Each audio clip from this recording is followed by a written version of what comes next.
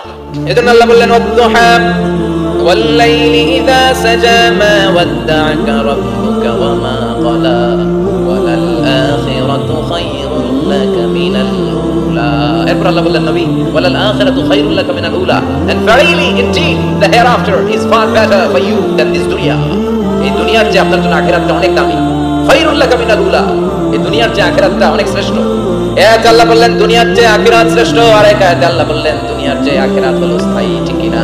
বাল তুফিরুনাল হায়াতাদ দুনিয়া ওয়াল আখিরাতু খায়রুন ওয়া আবকা। তোমরা দুনিয়ার জীবন নিয়ে পাগল করা হয়ে থাকো, আল্লাহ বললেন দুনিয়ার জীবনের চাইতে আখিরাতের জীবন শ্রেষ্ঠ এবং স্থায়ী, ঠিক কি না? কার কথা? দুনিয়া স্থায়ী না আখিরাত স্থায়ী? দুনিয়া শ্রেষ্ঠ না আখিরাত শ্রেষ্ঠ? কিন্তু আমরা কোনটার পিছনে দৌড়াই? খালি দুনিয়া দুনিয়া। दुनिया के मजा ले लो, दुनिया तुम्हारी है। तो जन्नत के मजा ले लो, जन्नत तुम्हारी है। ওইটা কয় আছে না নাই? দুনিয়ার পেছনে পাগল হয়ে আমরা পড়ে থাকি। এই দুনিয়ার জীবনটা একটা মায়াজাল, এটা একটা মরিচিকা।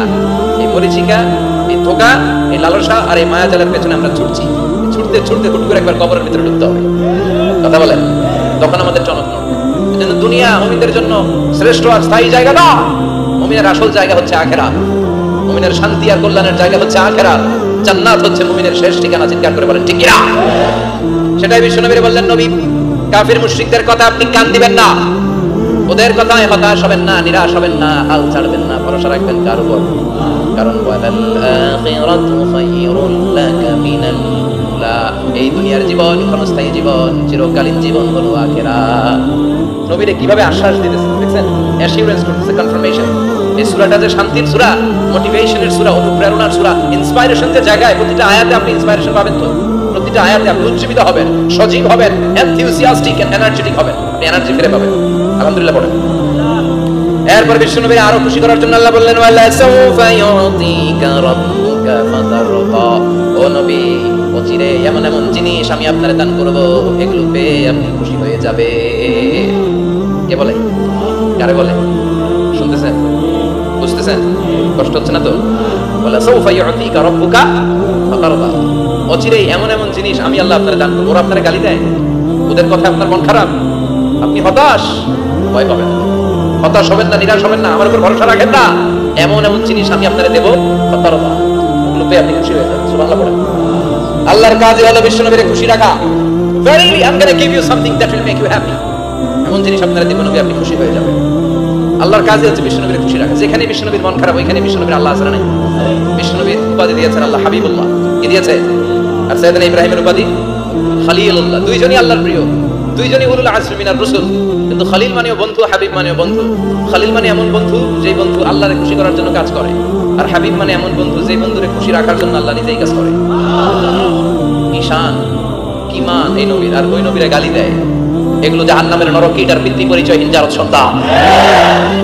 As a father, as a teacher, as a commander, as a lawgiver, as a lawmaker, as a reformer of the society, Muhammad is the superman of the world.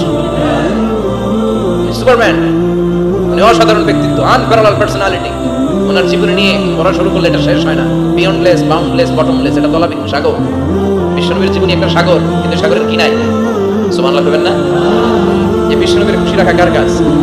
যেখানে বিশ্বনবী হতাশ, যেখানে বিশ্বনবীর মন খারাপ, বিশ্বনবীর মন ভালো করে দেখে। এজন্য আল্লাহ বলেন ওয়ালা সাউফা ইউতিকা রাব্বুকা। অচিরেই আপনার রব আপনাকে এমন এমন জিনিস দান করবে, নবী এগুলো পেয়ে আপনি খুশি হয়ে যাবেন। কিভাবে নবী খুশি হয়েছে, কিভাবে নবীর আল্লাহ খুশি রাখবে শুনবেন? শুনবেন? দেখেন, খেয়াল করে বুঝতে হবে কিভাবে আল্লাহ তাআলা বিশ্বনবীকে খুশি করেন। দেখেন, বিশ্বনবীর প্রথম কোথায় খুশি করলেন? বিশ্বনবী মক্কার জমিনে দাওয়াতি কাজ যখন শুরু করলেন, তিনি দেখলেন বিশ্বনবী খুব ভালো অ্যানালাইসিস করতে পারতেন। তিনি মক্কার সোসাইটিটাকে, সমাজটাকে বিশ্লেষণ করে অ্যানালাইজ করে উনি দেখলেন যে এই মক্কায় দাওয়াতি কাজের একটা শক্ত অবস্থান নিতে হলে দুইজন লোকের একজন আমার চাই। সুবহানাল্লাহ পড়েন। কি বিশ্লেষণ, কি চিন্তা শক্তি! উনি খেটে ফেললেন, উনি বুঝে ফেললেন সবাইকে দেখে যে দুইজনের একজন আমার সাথে না থাকলে আমার দাওয়াতি কাজ চালানো কষ্ট হয়ে যাবে। এজন্য গভীর রাতে তাহাজ্জুদের নামাজ শেষে আল্লাহর কাছে কেঁদে কেঁদে বিশ্বনবী দোয়া করে, আল্লাহুম্মা আইজ্জাল ইসলাম বি আহাব্বির রাজুলাইনি ইলাইক। আল্লাহ, দুইজন লোকের যেই লোকটারে তোমার দরবারে মকবুল মনে হয়, ভালো লাগে, পছন্দ হয়, তাদের একজনকে ইসলামের ভেতরে ঢুকিয়ে দিয়ে ইসলামকে তুমি বিজয় দান করে দাও। ও আল্লাহ, দুইজনের একজনকে আমার চাই। একজন হলো আবু জাহাল ইবনে হিশাম, হিশামের বেটা আবু জাহাল, আর ওমর ইবনে আল খাত্তাব, অথবা খাত্তাবের বেটা ওমর। সুবহানাল্লাহ। দোয়া কবুল করলো কে?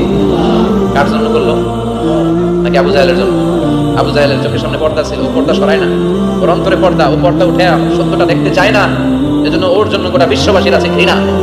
ও যেখানে মারা গেছে, ওর যেখানে জন্মস্থান, ওইখানে সৌদি সরকার ল্যাট্রিন বানাই দিচ্ছে, ঘৃণার প্রতীক।